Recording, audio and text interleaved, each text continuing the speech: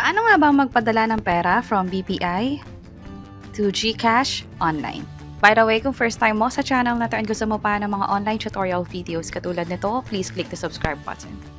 Ito yung GCash wallet ko kung saan meron akong balanse na 326. Ang balak ko ay mag-transfer from BPI to GCash. Pwede nyo itong gawin kung meron kayong BPI online account at magkapadala kayo ng GCash sa ibang tao. Pwede na kayo mag-proceed sa pag-transfer. Tap ko tong login with biometrics. Pwede rin mag-login gamit yung username and password mo. Pero sa akin, yung fingerprint ko na lang para mas madali. Para makapag-transfer, dito sa bandang baba, merong transfer na button. At pipiliin nyo ay yung to another bank. Para sa transfer from, piliin dito yung savings account na pangagalingan ng perang padala. Para naman sa transfer to, ang pipiliin ko ay yung InstaPay. Up to 50,000 pesos yung pwedeng i-transfer kapag ganito, pero instant siya, mabilis. Kapag PesoNet, pwedeng more than 50,000 pesos, pero aabutin ng few hours to another business day bago mag-reflect yung perang padala.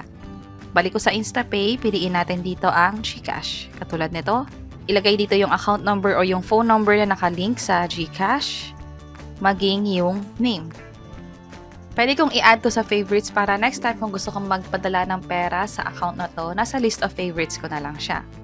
Tap ko tong continue, and then i-enter ko yung amount na gusto ko i-transfer, halimbawa 100 pesos. Scroll up ko lang. Yung notes, optional lang, so hindi ko nalalagyan ng info. Tap ko tong continue.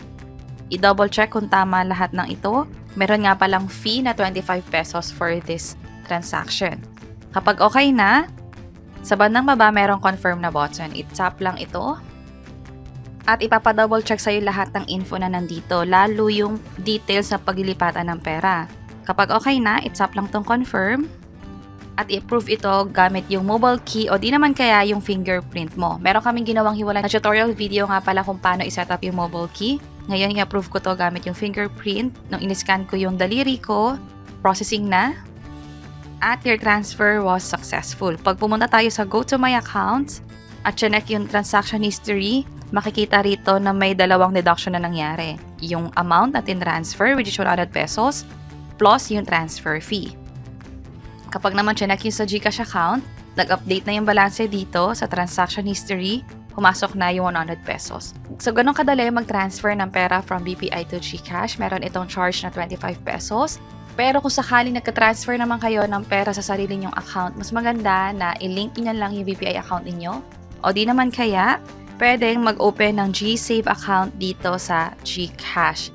Pwede ka mag-open ng BPI account at sa ganitong paraan, libre yung pag-transfer every time na maglilipat ka from your BPI account to your GCash account. Kung interesado kayo, pwede nyo i-check itong mga video sa bandang baba. Sana makatulong and see you sa mga next videos. Bye-bye!